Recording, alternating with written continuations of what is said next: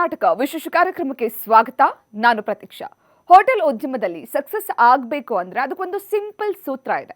ಅದೇನಂದ್ರೆ ರುಚಿಯ ಬಗ್ಗೆ ಜಡ್ಜ್ಮೆಂಟ್, ಮೇಕಿಂಗ್ ಬಗ್ಗೆ ಕ್ಲಾರಿಟಿ ಮತ್ತು ಜನರ ನಾಡಿ ಮಿಡಿತ ಅರಿಯೋದು. ಇದು ಒಂದು ಹೋಟೆಲ್ ಸಕ್ಸಸ್ಗೆ ಸಾಕು. ಆದ್ರೆ ವ್ಯಾಪಾರ ವಿಸ್ತರಣೆಗೆ, ದೊಡ್ಡ ಸಮೂಹ ಸೃಷ್ಟಿಸೋಕೆ ಇದಿಷ್ಟೇ ಇದ್ರೆ ಸಾಲದು. ಅದಕ್ಕೊಂದು ಬೇರೆಯದ್ದೇ ಆದ ಚಾಣಾಕ್ಷತನ ಬೇಕು. ಆ ಸ್ಕಿಲ್ ಇರೋ ಓರ್ವ ಸಕ್ಸಸ್ಫುಲ್ ಹೋಟೆಲ್ ಉದ್ಯಮಿಯ ಸ್ಟೋರಿ ನಿಮ್ಮ ಆಲೋಚನೆಗಳನ್ನೇ ಬದಲಿಸುತ್ತೆ.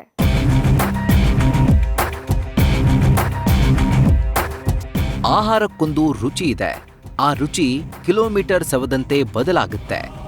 ಒಂದೊಂದು ಶೈಲಿ ಒಂದೊಂದು ಊರಿನಲ್ಲಿರುತ್ತೆ. ಆದ್ರೆ ಗ್ರಾಹಕರಿಗೆ ಒಂದೇ ಸೂರಿನಡಿ ಎಲ್ಲಾ ಶೈಲಿಯ ಆಹಾರವನ್ನ ಉಣಬಡಿಸೋದ್ರಿಂದಲೇ ಪ್ರಖ್ಯಾತ ಪಡೆದ ಹೋಟೆಲ್ ಪಾಕಶಾಲಾ.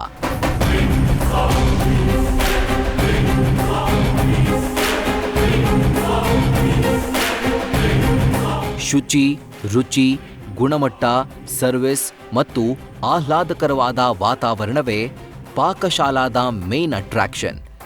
ಪಾಕಶಾಲಾ ಹೋಟೆಲ್ ಇಂಡಸ್ಟ್ರಿಯಲ್ಲಿ ಸೆನ್ಸೇಷನ್ ಕ್ರಿಯೇಟ್ ಮಾಡಲು ಕಾರಣ ಪಾಕಶಾಲಾದ ಸಂಸ್ಥಾಪಕರು ಮತ್ತು ಸಿಇಒ ವಾಸುದೇವ ಅಡಿಗ.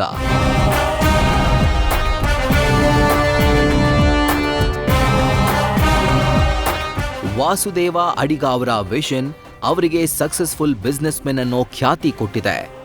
ಜನರ ನಾಡಿ ಮಿಡಿತ ಅರಿತ ಕೆಲವೇ ಹೋಟೆಲ್ ಉದ್ಯಮಿಗಳಲ್ಲಿ ಇವರು ಕೂಡ ಒಬ್ಬರು.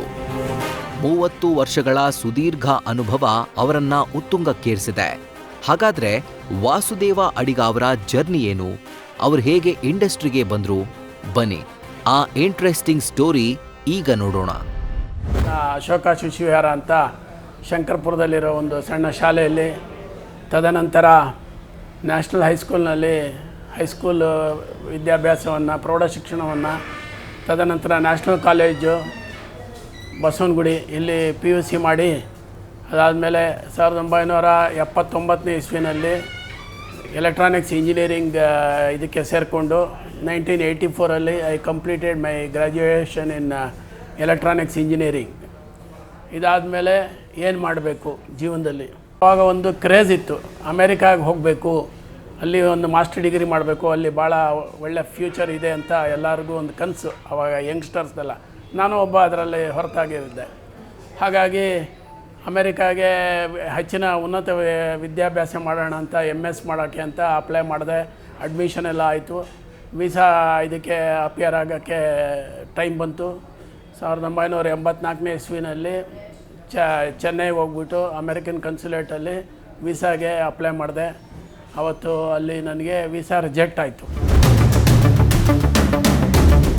ಯಾವುದೇ ಒಬ್ಬ ವ್ಯಕ್ತಿಗೆ ಆಗದಿರೋ ಪದ ಅಂದ್ರೆ ರಿಜೆಕ್ಷನ್.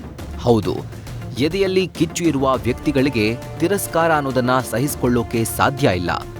ಅದು ಆರ್ಥಿಕವಾಗಿ ಸಬಲರಾಗಿಲ್ಲ ಅನ್ನೋ ಕಾರಣ ಕೊಟ್ಟು ಅಮೆರಿಕ ವೀಸಾ ಕ್ಯಾನ್ಸಲ್ ಆದ ನಂತರ ವಾಸುದೇವ ಅಡಿಗ ಅವರಲ್ಲಿ ಒಂದು ಕಿಚ್ಚು ಹೊತ್ಕೊಳ್ಳುತ್ತೆ, ಹಠ ಹುಟ್ಟುತ್ತೆ. ಸಾಧಿಸುವ ಛಲಕ್ಕೆ ಮತ್ತಷ್ಟು ಬಲ ಬರುತ್ತೆ. ಅಲ್ಲಿಂದ ವಾಸುದೇವ ಅಡಿಗ ಅವರ ಜೀವನದ ಹೊಸ ಅಧ್ಯಾಯ ಶುರುವಾಗುತ್ತೆ. ನಿಮಗೆ ಯಾಕೆ ರಿಜೆಕ್ಟ್ ಆಯಿತು ಅಂತ ಅದರಲ್ಲಿ ಏನು ಬರೆದಿದ್ದು ಅಂದರೆ, you don't have a strong socio economic background ಅಂತ. ಇಟ್ ವಾಸ್ 100% ಕರೆಕ್ಟ್ ಅವ್ರು ಹೇಳಿದ್ದು. ಏನು ಅಂತಂದರೆ, ನನಗೆ ನಮ್ಮ ಅಕೌಂಟಲ್ಲಿ ಒಂದು 1000 ರೂಪಾಯಿ ಕೂಡ ಇರಲಿಲ್ಲ. ಅದೊಂದು. ಎರಡನೇದು, ಒಂದು ಸ್ಟ್ರಾಂಗ್ ಸೋಷಿಯೋ ಅಥವಾ ನಮ್ಮ ಫ್ಯಾಮಿಲಿಯಿಂದ ಶ್ರೀಮಂತಿಕೆ ಆಗಲಿ, ಈ ಥರದ್ದಾಗಲಿ, ಅಥವಾ ಬಿಸ್ನೆಸ್ ಮಾಡೋದಾಗಲಿ ಯಾವ ಥರದ್ದು ಒಂದು ಇದಿಲ್ಲ. ನಮ್ಮ ತಂದೆ ಒಂದು ಸಣ್ಣ ಒಂದು ಕಾಫಿ ಬಾರನ್ನು ನಡೆಸ್ತಾಯಿದ್ರು. ಅದು ಹೆಸರು ಬ್ರಾಹ್ಮಿನ್ಸ್ ಕಾಫಿ ಬಾರ್ ಅಂತ. ಇವತ್ತದು ಭಾಳ ಚಿರಪರಿಚಿತ ಹೆಸರು. 1965ಇಂದ ಇವತ್ತವರೆಗೂ ಅದು ಇನ್ನೂ ಚೆನ್ನಾಗಿ ನಡೀತಾ ಇದೆ. ನಾವೆಲ್ಲ ಅಲ್ಲಿ ಸ್ವಲ್ಪ ನೋಡ್ತಾ ಇದ್ವಿ, ಕಣ್ಣಲ್ಲಿ ನೋಡ್ತಾ ಇದ್ವಿ. ನಮ್ಮ ಅದು ಚಿಕ್ಕ ಉದ್ಯಮ ಅದು. ನಮ್ಮ ತಂದೆ ತಾಯಿ ಎಲ್ಲ ಕೆಲಸ ಮಾಡೋದನ್ನು ನಾವು ನೋಡ್ತಾ ಇದ್ವಿ. ಹಾಗಾಗಿ ಅದೇ ರೀತಿ ನಾನೇನಾದರೂ ಒಂದು ಸಣ್ಣದಾಗಿ ಶುರು ಮಾಡ್ಬೋದಕ್ಕಲ್ಲ, ವಿಧಿ ಇಲ್ಲ, ಜೀವನ ಏನಾದರೂ ಮಾಡಬೇಕಲ್ಲ. ಎಲ್ಲರೂ ಏನಪ್ಪ ಗ್ರ್ಯಾಜುಯೇಟ್ ಆಗಿದ್ಯಾ, ಕೆಲಸಕ್ಕೆ ಹೋಗ್ತೀಯ ಅನ್ನೋದು. ಕೆಲಸಕ್ಕೆ ಟ್ರೈ ಮಾಡಿದೆ, 1-2 ಕಡೆ ಮಾಡಿದೆ. ನನಗೆ I was not satisfied. Vasudeva Adiga ಅವರು ಹುಟ್ಟಿದ್ದೇ ಹೋಟೆಲ್ ಉದ್ಯಮ ನಡೆಸೋ ಕುಟುಂಬದಲ್ಲಿ. ಇವರ ತಾಯಿ ಶ್ರೀಮತಿ ಸರಸ್ವತಿ ಅವರು ಸಾಂಪ್ರದಾಯಿಕ ಆಹಾರ ತಯಾರಿಕೆಯಲ್ಲಿ ಅಗ್ರಗಣ್ಯರು. ದಕ್ಷಿಣ ಬೆಂಗಳೂರಿನ ಫೇಮಸ್ ಬ್ರಾಹ್ಮಣರ ಕಾಫಿ ಬಾರ್ ಇವರ ಮೆದುಳಿನ ಕೂಸು. ಇವರ ಪುತ್ರರಾದ ವಾಸುದೇವ ಅಡಿಗ ಕೂಡ ಮೊದಲು ಶುರು ಮಾಡಿದ್ದೇ ಲಕ್ಷ್ಮೀ ವೆಂಕಟೇಶ್ವರ ಕಾಫಿ ಬಾರ್, ಅದು ಗಾಂಧಿ ಬಜಾರ್ನಲ್ಲಿ. ಗೊತ್ತಿರೋ ದಾರಿಯಿಂದ ಇದೊಂದೇ ನಮ್ಮ ತಂದೆಯವ್ರು ಮಾಡಿದ್ರಲ್ಲ ಅದೇ ಥರ ಒಂದು ಚಿಕ್ಕದಾಗಿ ಯಾವುದಾದ್ರೂ ಮಾಡೋಣ ಅಂತ ಯೋಚನೆ ಮಾಡ್ತಿರುವಾಗ ಬಸವನಗುಡಿ ಗಾಂಧಿ ಬಜಾರ್ನಲ್ಲಿ ಒಂದು ಸಣ್ಣ ಒಂದು ಕಾಫಿ ಬಾರ್ ಬಂತು, ಯಾವುದೋ ಒಂದು ನಡೆಸೋದಕ್ಕೆ ಮಾಡಿ ಅಂತ. ಹಾಗಾಗಿ ಅದನ್ನು ತಗೊಂಡು ನಾನು ನಮ್ಮ ತಂದೆಯವರು ಸ್ವಲ್ಪ ಸಹಾಯ ಮಾಡಿದ್ರು ಆ ಟೈಮಿಗೆ. ಅದನ್ನು ಏನೂ ಗೊತ್ತಿಲ್ಲ, I was just very new for that business, ಏನೇನೂ ಗೊತ್ತಿಲ್ಲ. ಆದರೂ ಏನೋ ಒಂದು ಕಷ್ಟ ಬಿದ್ದು ಏನಾದರೂ ಮಾಡಬೇಕು ಅಂತ ಒಂದು ತೀರ್ಮಾನ ಮಾಡಿದ್ದೆ. ಹಾಗಾಗಿ ಅದನ್ನು ಶುರು ಮಾಡಿದೆ. ಅದರಲ್ಲಿ ಬರೀ ಕಾಫಿ ಬಾರ್ ಅಲ್ವ, ಇಡ್ಲಿ ವಡೆ ಚೌಚೌಬಾತು ಕಾಫಿ ಟೀ ಈ ಥರ ಶುರು ಮಾಡಿದ್ದು. ಅದ ಹೆಸರು ಲಕ್ಷ್ಮೀ ವೆಂಕಟೇಶ್ವರ ಕಾಫಿ ಬಾರ್ ಅಂತ. ಯಾಕೋ ಏನೋ ಮೊದಲ ಪ್ರಯತ್ನದಿಂದ ಸಕ್ಸಸ್ ಸಿಗಲಿಲ್ಲ. ಹಾಗಂತ ವಾಸುದೇವ ಅಡಿಗ ಅವರು ಸುಮ್ಮನೆ ಕೂರ್ಲಿಲ್ಲ. ತಮ್ಮ ಹೋಟೆಲ್ನ ರೀಬ್ರ್ಯಾಂಡ್ ಮಾಡಿದ್ರು, ರೀಡಿಸೈನ್ ಮಾಡಿದ್ರು, ಮೆನು ಚೇಂಜ್ ಮಾಡಿದ್ರು. ಒಟ್ಟಾರೆಯಾಗಿ ಹೇಳೋದಾದ್ರೆ ಹೋಟೆಲ್ನ ಜನರಿಗೆ ರೀಪ್ರೆಸೆಂಟ್ ಮಾಡಿದ್ರು. ಬಟ್ ಅದು ತುಂಬಾ ವಿಭಿನ್ನವಾಗಿತ್ತು. ಆಗ ಕ್ಲಿಕ್ ಆಗಿದ್ದೇ ಅಡಿಗಾಸ್.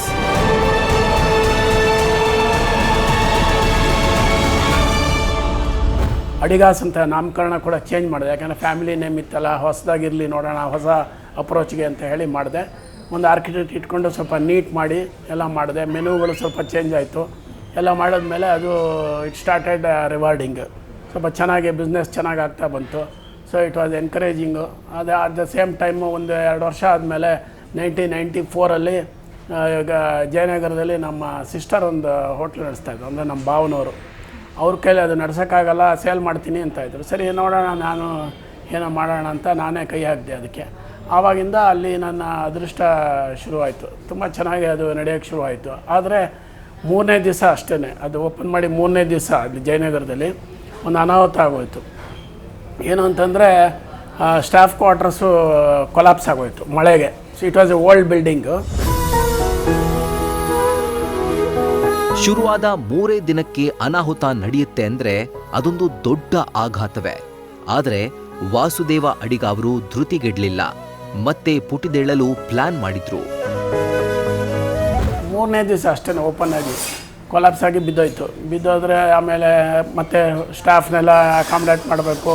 ಸಾಲ ಮಾಡಿದ್ದೆ 14 ಲಕ್ಷ ರೂಪಾಯಿ ಆ ಟೈಮ್ನಲ್ಲೇ ಸಾಲ ಮಾಡಿದ್ದೆ. It was a very big amount at that time, 14 lakhs during 1994. Bank ಅವರು ಸಾಲ ಕೊಟ್ಟಿದ್ದು. ತುಂಬ ಗಾಬರಿ ಆಯಿತು, ಏನಪ್ಪ ಹೀಗಾಯ್ತಲ್ಲ ಅಂತ. ತಲೆ ಮೇಲೆ ಚಪ್ಪಡಿ ಬಿದ್ದಂಗೆ ಆಯ್ತದು. ಆದರೆ ಎದೆಗೊಂದಲಿಲ್ಲ.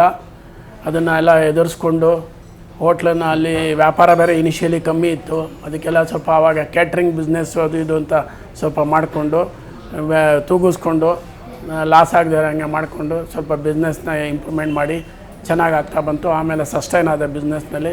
ಅದೇ ರೀತಿ ಆಮೇಲೆ ನನ್ನ ಸಕ್ಸಸ್ ನೋಡಿ ನಮ್ಮ ಕಸ್ಟಮರ್ಸೇ ಎಷ್ಟೋ ಜನ ಬಂದು, ಸರ್ ಅಲ್ಲೊಂದು ಜಾಗ ಇದೆ ನೋಡಿ, ತುಂಬ ಚೆನ್ನಾಗಿದೆ, ಮಾಡೋದಾದ್ರೆ ಮಾಡಿ ಅಂತಂದರು. ಹೀಗೆ ನನಗೆ ಅರಿವು ಇಲ್ದಂಗೆ ನಾನು ಮಾಡ್ತಾ ಹೋದೆ ಬ್ರಾಂಚಸ್ಸು. ಒಂದ್ಸಾರಿ ಸಕ್ಸಸ್ ಸಿಕ್ಕಿದ ಮೇಲೂ ವಾಸುದೇವ ಅಡಿಗ ಅವರು ಸುಮ್ಮನೆ ಕೂರ್ಲಿಲ್ಲ. ಬದಲಿಗೆ ಬಿಸ್ನೆಸ್ ಎಕ್ಸ್ಪ್ಯಾನ್ಷನ್ ಮತ್ತು ಅಪ್ಗ್ರೇಡ್ ಬಗ್ಗೆ ಗಮನ ಹರಿಸಿದ್ರು. 10 ವರ್ಷದಲ್ಲಿ 12 ಬ್ರಾಂಚ್ ಆಯಿತು. ಕೇಟರಿಂಗ್ನಲ್ಲೂ ಸಕ್ಸಸ್ ಆಯಿತು. ಮದುವೆ, ಗೃಹ ಪ್ರವೇಶ, ಬರ್ತ್ಡೇ ಆರ್ಡರ್ನ ಚೆನ್ನಾಗಿ ಮಾಡಿದ್ರು. ಕೇಟರಿಂಗ್ ಸರ್ವಿಸ್ನಲ್ಲೂ ವಾಸುದೇವ ಅಡಿಗ ಅವರು ಹೊಸ ಛಾಪು ಮೂಡಿಸಿದ್ರು. ಇಷ್ಟೆಲ್ಲದರ ನಡುವೆ ಇವರ ಸಕ್ಸಸ್ ನೋಡಿ ಅಮೆರಿಕನ್ ಕಂಪನಿಯೊಂದು ಇವರ ಜೊತೆ ಟೈಅಪ್ ಮಾಡಿಕೊಳ್ಳುತ್ತೆ. ದರ್ಶಿನಿ ರೀತಿಯ ಹೋಟೆಲ್ಗೆ ಫಾರಿನ್ ಕಂಪನಿಯೊಂದು ಇನ್ವೆಸ್ಟ್ ಮಾಡಿದ್ದು ಅದೇ ಮೊದಲು. ಆದರೆ ಅದ್ಯಾಕೋ ಸರಿ ಹೋಗಲಿಲ್ಲ. ಕಂಪ್ನಿ ಅಮೆರಿಕನ್ ಕಂಪ್ನಿಯವರು ನ್ಯೂ ಸಿಲ್ಕ್ ರೂಟ್ ಅಂತ, ಅವರು 2012ರಲ್ಲಿ ನಮ್ಮ ಇದನ್ನು ಕ್ವಾಲಿಟಿ, ನಮ್ಮದು ಸರ್ವೀಸು, ನಮ್ಮ ಕ್ಲೀನ್ಲಿನೆಸ್ಸು ಎಲ್ಲ ನೋಡಿಬಿಟ್ಟು ನಮ್ಮ ಜೊತೆಗೆ ಟೈಅಪ್ ಮಾಡ್ತೀರಾ ನೀವು, ನಾವು ಎಕ್ಸ್ಪ್ಯಾನ್ಷನ್ ಮಾಡೋಣ ಬಿಸ್ನೆಸ್ನ, ನಿಮ್ಮ ಇದಕ್ಕೆ ಒಂದು ವ್ಯಾಲ್ಯೂಯೇಷನ್ ಮಾಡ್ತೀವಿ ಅಂತ ಹೇಳಿ ಫಸ್ಟ್ ಟೈಮು ಇಡೀ ಹೋಟೆಲ್ ಉಡುಪಿ ಹೋಟೆಲ್ ಏನಿದೆ ದರ್ಶಿನಿ ಅಂತ ಕರಿತೀವಲ್ಲ ಆ ಥರ ಇದರಲ್ಲಿ ಫಸ್ಟ್ ಟೈಮ್ ಫಂಡಿಂಗ್ ಆಗಿದ್ದು, ಫಾರಿನ್ ಫಂಡಿಂಗು ನನ್ನ ಕಂಪ್ನಿಗೆ ಆಯಿತು. We got good some fortunate money ಬಂತು ಅಂತ ಇಟ್ಕೊಳ್ಳಿ, ನನಗೆ ಬಂತು. ಆದರೆ ಅನ್ಫಾರ್ಚುನೇಟ್ಲಿ ಅದು ಕೂಡ it did not go well. ನಮಗೂ ಅವ್ರಿಗೂ ಮ್ಯಾಚ್ ಆಗಲಿಲ್ಲ ಸ್ವಲ್ಪ. ಅದು that was totally corporate running of the business, but I was running like a proprietary concern. Match ಆಗಲಿಲ್ಲ, there was some problem issues. So 2017ರಲ್ಲಿ ನಾನು ಅದರಿಂದ ಆಚೆ ಬಂದುಬಿಟ್ಟೆ. ಕಂಪ್ಲೀಟ್ 100% ಶೇರ್ಸ್ನ ಅವ್ರಿಗೆ ಸೇಲ್ ಮಾಡಿಬಿಟ್ಟು 2017ರಲ್ಲಿ ನಾನು ಆಚೆ ಬಂದೆ. ಫಾರಿನ್ ಕಂಪನಿಯ ಜೊತೆಗಿನ ಟೈಅಪ್ನಿಂದ ಹೊರಬಂದು ವಾಸುದೇವ ಅಡಿಗ ಅವರು ಶುರು ಮಾಡಿದ್ದೇ ಪಾಕಶಾಲಾ. ಕರ್ನಾಟಕದ ಹೋಟೆಲ್ ಉದ್ಯಮದಲ್ಲಿ ಪಾಕಶಾಲದ್ದೇ ಒಂದು ಅಧ್ಯಾಯ.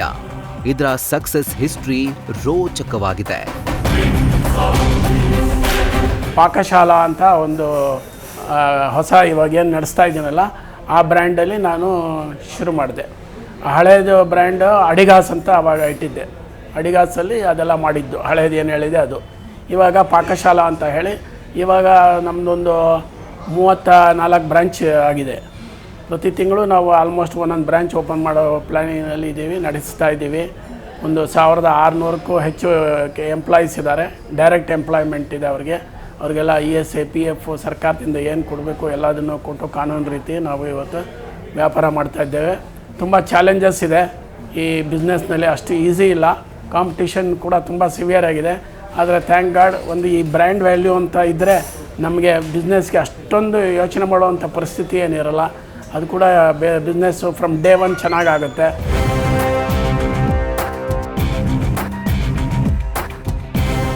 ವಾಸುದೇವ ಅಡಿಗ ಅವರ ಸಕ್ಸಸ್ಗೆ ಕಾರಣ ಅವರ ಆಡಳಿತಾತ್ಮಕ ಸ್ಕಿಲ್ಸ್ ಮತ್ತು ಶುಚಿ, ರುಚಿ, ಸರ್ವಿಸ್ ಬಗ್ಗೆ ಕಾಂಪ್ರಮೈಸ್ ಮಾಡಿಕೊಳ್ಳದೇ ಇರೋದು. ವಿಶೇಷ ಅಂದರೆ ವಾಸುದೇವ ಅಡಿಗ ಅವರು ತಮ್ಮ ಸಂಸ್ಥೆಗೆ ಕಾರ್ಪೊರೇಟ್ ಶೇಪ್ ಕೊಟ್ಟಿದ್ದಾರೆ. ಪ್ರತಿಯೊಂದು ಹಂತಕ್ಕೂ ಒಂದೊಂದು ಟೀಮ್ ರಚಿಸಿದ್ದಾರೆ. ಇದರಿಂದ ನಮ್ಮ ಒಂದು ಸೇಲ್ಸು ಲಾಸ್ಟ್ ಮಾರ್ಚ್ 2024ಗೆ ಮಾರ್ಚ್ 31ಗೆ ನಮ್ಮ ಸೇಲ್ಸು 172 crores ಇತ್ತು. ನಮ್ಮ ಅನಂತೇಶ್ವರ ಫುಡ್ಸು ಮತ್ತು ನಮ್ಮ ಇನ್ನೊಂದು SLV ಎಂಟರ್ಪ್ರೈಸಸ್ ಅಂತಿದೆ. It's a total group company. We had made 172 crore rupees. And ಅದಕ್ಕೆ 5% ಲೆಕ್ಕ ಹಾಕ್ಕೊಳ್ಳಿ. So much tax will be contributed to the government exchequer. Quality control, launch team, IT team, purchase team, marketing team, HR team, ಹೀಗೆ ಪ್ರತಿಯೊಂದು ಹಂತಕ್ಕೂ ಉಸ್ತುವಾರಿಗಳನ್ನು ನೇಮಿಸಿ ಕೆಲಸವನ್ನ ಸುಗಮ ಮಾಡಿಕೊಂಡಿದ್ದಾರೆ. ಮೊದಲಿನಂತೆ ಪ್ರತಿಯೊಂದಕ್ಕೂ ವಾಸುದೇವ ಅಡಿಗ ಅವರೇ ಹೋಗುವ ಅವಶ್ಯಕತೆ ಇಲ್ಲ. ಪ್ರತಿದಿನದ ರಿಪೋರ್ಟ್ನ ಇವರು ನೋಡಿ ಇಡೀ ಟೀಮ್ ಜೊತೆ ನಿತ್ಯ ಕಮ್ಯುನಿಕೇಟ್ ಮಾಡ್ತಿರ್ತಾರೆ. ಹಾಗೆ ಆಡಳಿತಾತ್ಮಕ ಸುಧಾರಣೆ ತಂದಿರೋ ವಾಸುದೇವ ಅಡಿಗ ಅವರ ಹೋಟೆಲ್ ಉದ್ಯಮ ಇಂದು ದೊಡ್ಡದಾಗಿ ವಿಸ್ತಾರವಾಗಿದೆ.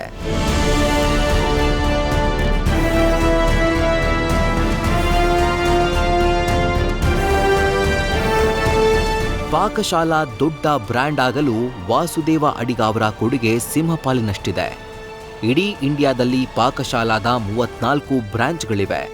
ಅಷ್ಟೇ ಯಾಕೆ, ದೂರದ ಸಿಂಗಾಪುರದಲ್ಲೂ ಕನ್ನಡಿಗರ ಪಾಕಶಾಲಾ ಹೋಟೆಲ್ ಘಮಿಸ್ತಾ ಇದೆ ಅನ್ನೋದು ನಮಗೆ ಹೆಮ್ಮೆಯ ವಿಚಾರ. ನಂದಿ ಉಪಚಾರ ಅನ್ನೋ ಇನ್ನೊಂದು ಬ್ರ್ಯಾಂಡ್ ಕೂಡ ಇವರದ್ದೇ. ಹೋಟೆಲ್ ಉದ್ಯಮದಲ್ಲಿ ಹೊಸ ತಂತ್ರಜ್ಞಾನವನ್ನ ಅಳವಡಿಸಿಕೊಂಡು ಸಕ್ಸಸ್ ಕಂಡಿರೋ ಪಾಕಶಾಲಾದ ಸಂಸ್ಥಾಪಕರು ಹಾಗೂ CEO ಆದ ವಾಸುದೇವ ಅಡಿಗ ಅವರು news first star of Karnataka ಪ್ರಶಸ್ತಿಗೆ ಭಾಜನರಾಗಿದ್ದಾರೆ.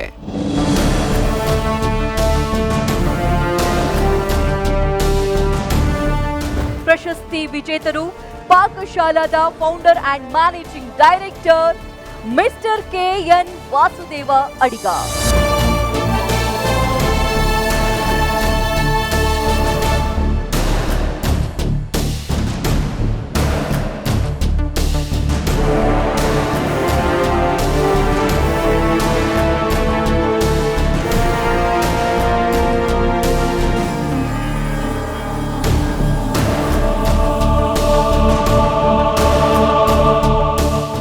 ಹೋಟೆಲ್ ಫೀಲ್ಡ್ನಲ್ಲಿ ನಮ್ಮನ್ನು ರೆಕಗ್ನೈಸ್ ಮಾಡಿ ನಮಗೆ ಒಂದು ಇವತ್ತು ಲಕ್ಷಾಂತರ ಜನರ ಮುಂದೆ ಇವತ್ತು ಅವಾರ್ಡನ್ನು ಕೊಟ್ಟಿರೋದು ನಮ್ಮ ಸ್ಫೂರ್ತಿಯನ್ನು ಹೆಚ್ಚಿಸಿದೆ.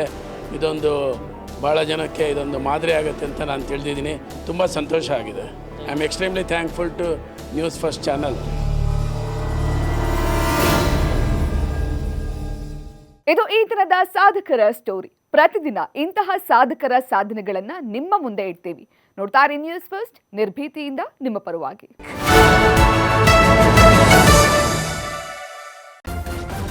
ನ್ಯೂಸ್ ಫಸ್ಟ್, ನಿರ್ಭೀತಿಯಿಂದ ನಿಮ್ಮ ಪರವಾಗಿ.